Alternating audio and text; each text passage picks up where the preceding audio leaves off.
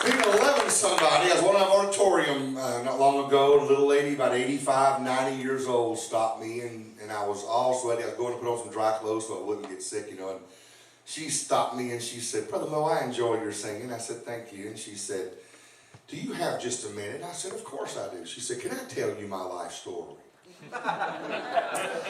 Looking at her, I thought, if you're going to tell me your life story, it's going to take more than a minute, but you're going to tell the whole story. So I sat down with her, and she began to tell me how at 18 years old, she met the love of her life, and they fell in love, and 2 years later, when they were 20, they were married. And she said, when I was a young girl, and what girls dream about today, when I was a young girl, we dreamed about little white house, little white picket fence. And she said, did you know when we got married, the first house we got was a little 5-room white house, little white picket fence. It was just a dream come true. He had to go overseas in the military to fight in a war, and I thought I'd never see him again. I was sure he was going to not return. But I told him, I said, when you get home, you won't have to come in the house and find me. When you turn that last corner and you see his little house, I'll be waiting right there in front of the house by that gate waiting on you. And she said, I was. And every time we were apart over those years of marriage, every time he had to go somewhere, be away for a few days or whatever had to happen, I'd always tell him, I'll be waiting right here by this gate when you get home, and I was. And then tears welled up in her eyes. I said, he's in heaven now. And she said, I stood by his side when the angels come to take him home. And she said, he looked up at me with tears in his eyes, and the last words he spoke, he said those same words back to me. And I said, can I put that in a song? She said, can you? I said, you've already written the song. Let me just put some music to it. Here's her story. If you're sitting by somebody you love a whole lot, grab them by the hand and tell them right now, I love you. It's important you do that.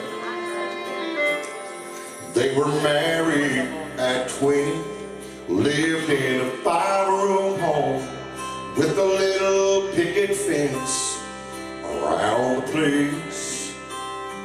When the army called him to a foreign land to fight a war, these are the words that he heard her say as he walked away.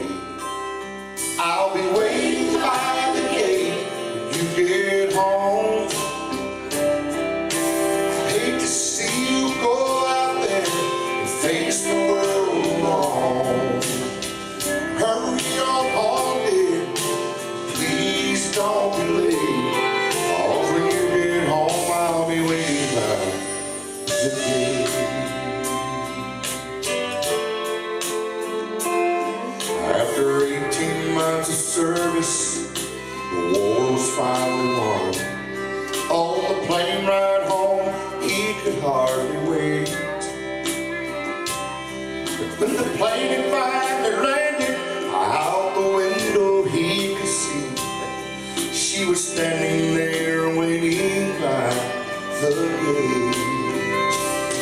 I'll be waiting by the gate when you get home.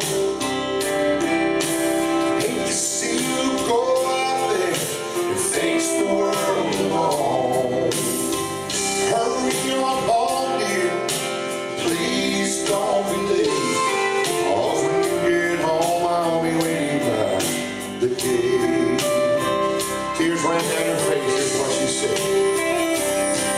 Now the years pass so quickly, as they always seem to do. But once were young, but now they both are old. The bad news rocked their world and broke both their hearts in two. Unsure of what the future would hold, but he lived a little longer, the doctor said. Phoebe, he would dry her tears whenever she would cry. And when the angels came to take him home that cold winter's morn, these are the last words that he said before he died. I'll be waiting by the gate when you get home.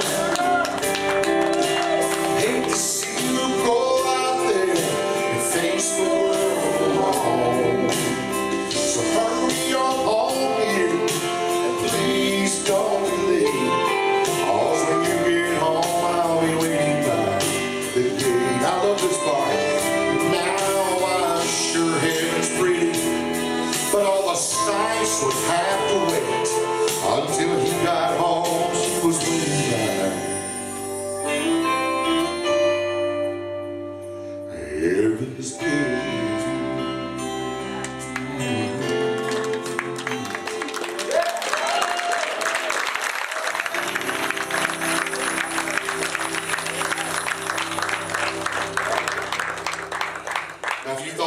sad song. I think you missed the point.